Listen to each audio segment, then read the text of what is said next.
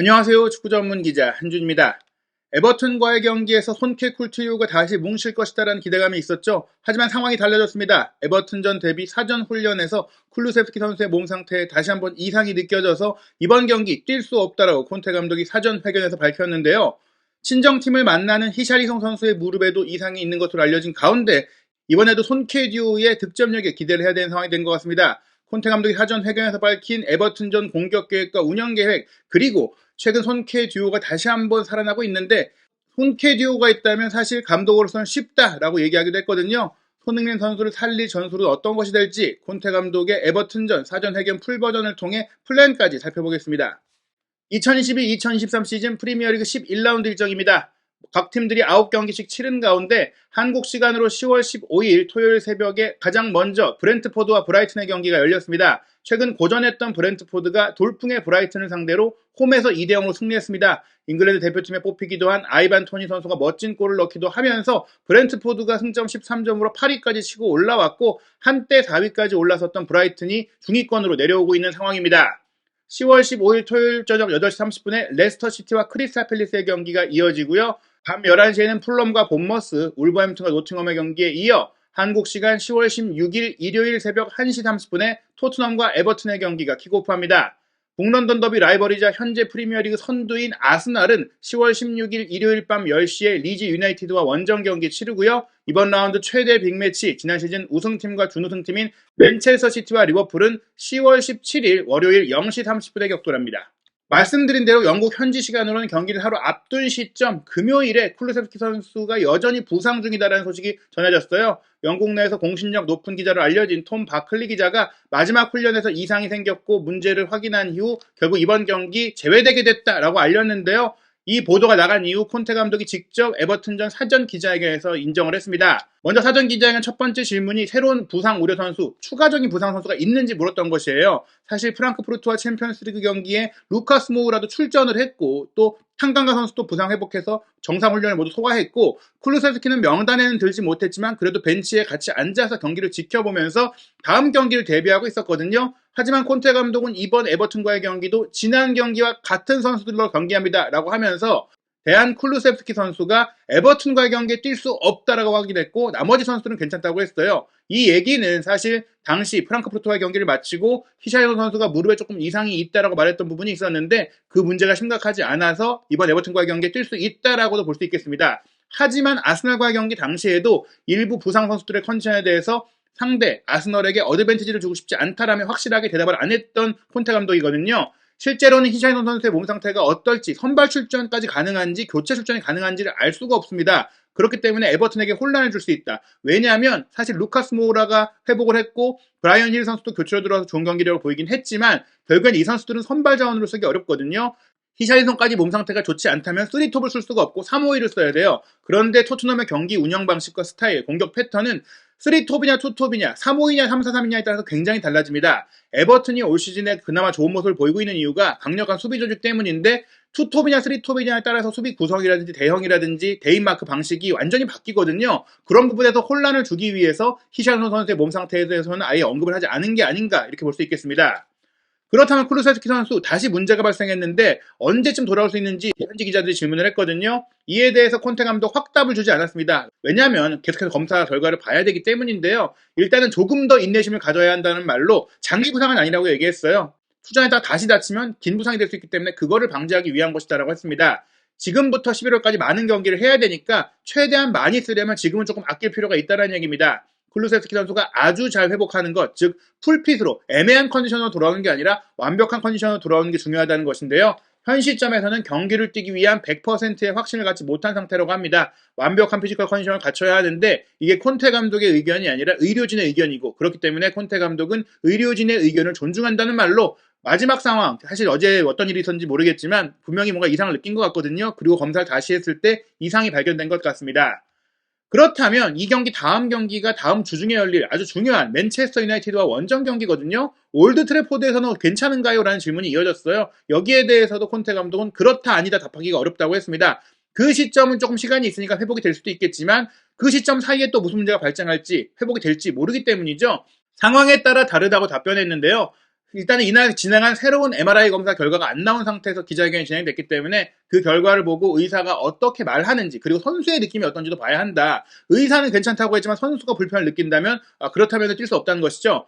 콘테 감독 역시 선수 시절에 이런 상황이 있었다고 합니다. 이럴 때는 선수의 느낌을 존중하는 게 중요하기 때문에 검사도 괜찮고 선수도 괜찮다, 100%다라고 해야만 뛸 수 있다. 어리석은 위험을 감수해서 부상 재발 및 더 큰 부상이 돼서 장기간 이탈하는 것은 막아야 된다. 이렇게 강조했습니다.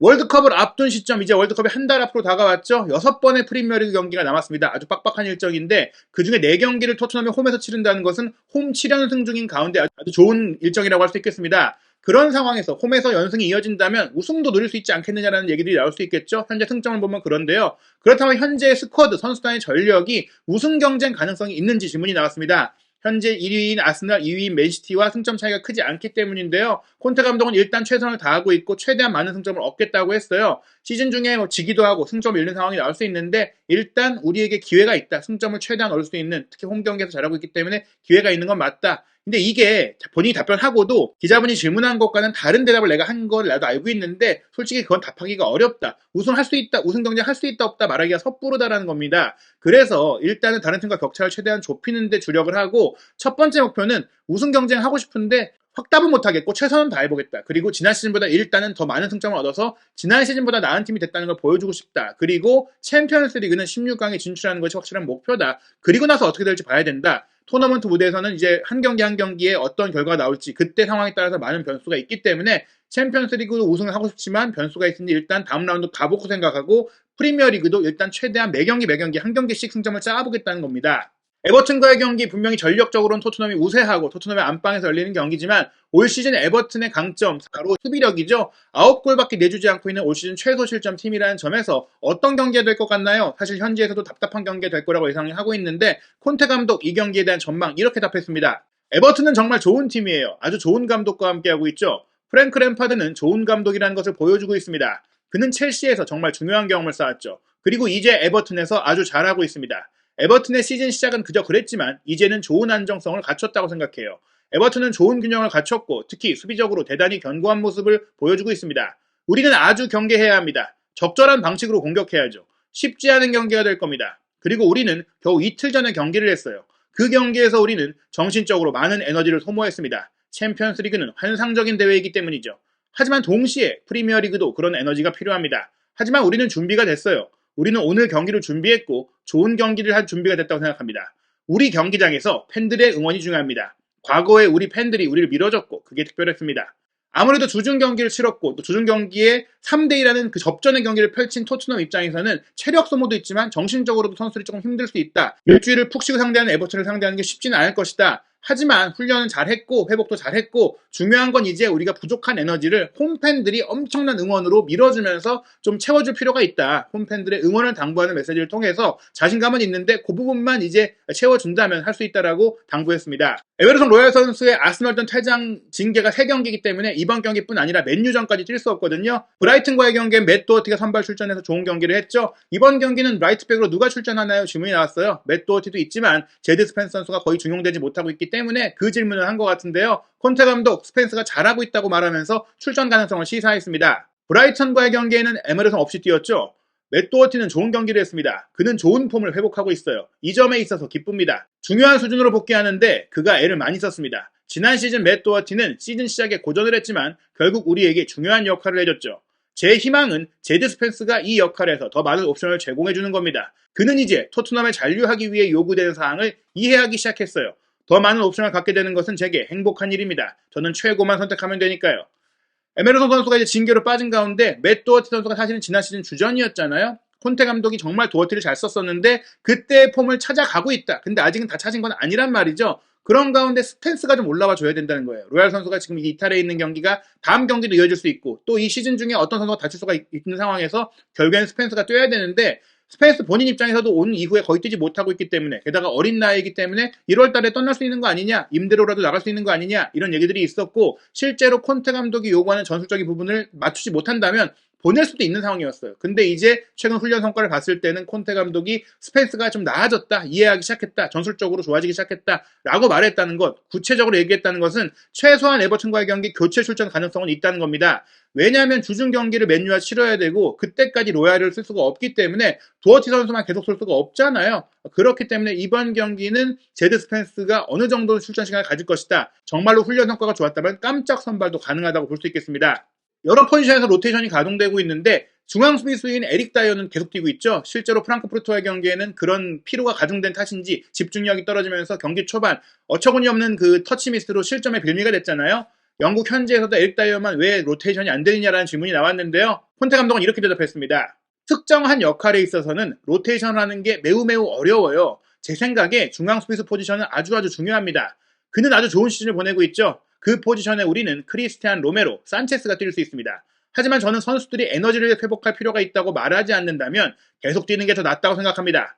다이어 개인이 실제로 현저한 체력 저하를 겪지 않는다면 3백 중에 중앙 자리, 로메로도 뛸 수 있고 산체스도 뛸 수 있지만 팀 전체를 아우르고 리더십을 발휘하고 또 롱패스를 뿌리면서 경기를 조율할 수 있는 선수는 로메로 산체스보다는 다이어가 낫다. 로메로는 사실 수비력이 개인적으로 뛰어나지만 3백의 중앙보다는 측면에서 넓은 범위를 커버하는 역할을 통해서 윙백들을 좀 맡아주는 것이 좋고 산체스는 사실 중앙 수비수로서 커맨더 역할을 하기에는 리더십 같은 부분이 아쉽거든요. 볼 수는 있지만 다이어만큼의 무게감을 갖기 어렵다. 그래서 다이어를 중용하는 것이고 다이어가 현재로서는 그래도 3백 수비수 중에서는 가장 활동 범위는 좁고 중앙 지역에서 수비형 미드필더 역할까지 하면서 조금은 스프린트를 덜하는 플레이를 하기 때문에 일단 뛸 수 있는 상황입니다. 체력 저하가 뚜렷하게 나오지 않는다면 다이어는 계속 뛴다라고 얘기를 했고요. 프랑크푸르트와의 경기 교체 출전한 브라이언 힐 선수 그래도 조금씩 기회를 얻고 있는 상황인데요. 이 선수의 경기력에 대한 질문도 나왔는데 콘테 감독 굉장히 긍정적인 평가를 했습니다. 스쿼드 안에 있는 모든 선수들이 중요하다는 것 여러분들 아실 겁니다. 투입될 때마다 팀을 도울 준비가 됐다는 걸 보여줬죠. 제가 요구하는 것, 제가 선수들에게 얘기하는 것은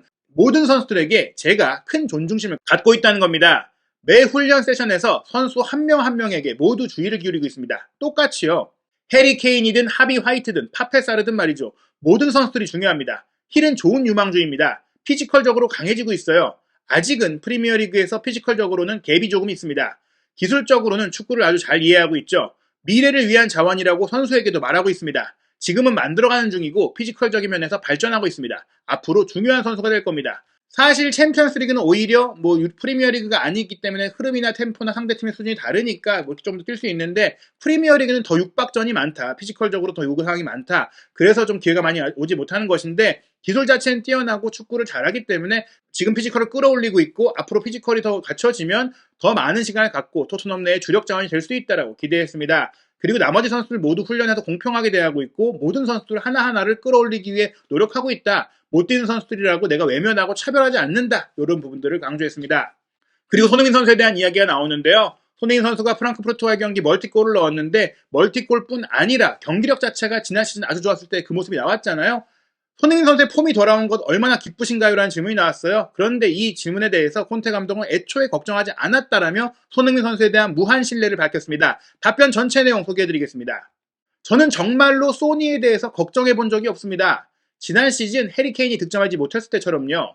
우리 팀의 중요한 두 명의 선수죠. 두 선수는 훈련을 아주 잘하고 있어요. 시즌 중에 일부 시기에 운이 따르지 않아 득점하지 못하는 경우는 있기 마련입니다. 재차 말씀드리지만 우리에게 중요한 두 명의 스트라이커죠. 분명 시즌이 끝날 때쯤이면 우리가 최선의 성적을 내도록 더 많은 골을 넣을 것이라는 걸 알고 있습니다. 손흥민 선수를 스트라이커로 지칭했고 시즌 마지막이 될 때면 더 많은 골, 지난 시즌처럼 풍부한 득점을 할 수 있을 것이다. 즉 손흥민 선수가 현재 역할, 많은 분들이 우려하시는 미끼 역할이나 조력자가 아닌 득점하는 선수라는 것을 확실하게 얘기한 것이고요. 손흥민 선수와 케인 선수의 파트너십에 대해서 또 질문이 나왔는데 이 질문에 답하면서도 손흥민 선수가 득점하기 위한 전술 훈련하고 있다. 다시 한번 소개했습니다. 여러분 모두 두 선수의 중요성을 아실 겁니다. 과거에도 똑같았어요. 소니와 케인은 우리 팀의 최다 득점 선수들입니다. 우리는 매일 계속해서 이 링크를 발전시키기 위해 노력하고 있습니다. 하지만 소니와 케인만이 아니에요. 히샬리송, 쿨루셉스키, 힐, 루카스 모두가 그렇죠. 전 훈련 중에 우리 상대팀을 타격할 수 있는 링크를 더 강하게 만들기 위해 일하고 있습니다. 훈련 중에 패턴 플레이, 조합 플레이, 콤비 플레이를 강화시키는 훈련들을 하고 있다고 했고 특히 프랑크푸르트와의 경기를 앞두고는 최근에 그런 부분들이 안 풀리니까 그런 훈련을 주력하고 있다고 했습니다. 분명히 손흥민 선수에게 기회를 만들어주는 패턴 훈련 더 많아지고 있고 다른 선수들과 조합을 이룰 때도 그럴 수 있도록 준비하고 있는 것 같은데요. 그러면서 손흥민 선수의 존재감, 손흥민 선수의 결정력에 대한 평가를 하는데 바로 이런 얘기입니다.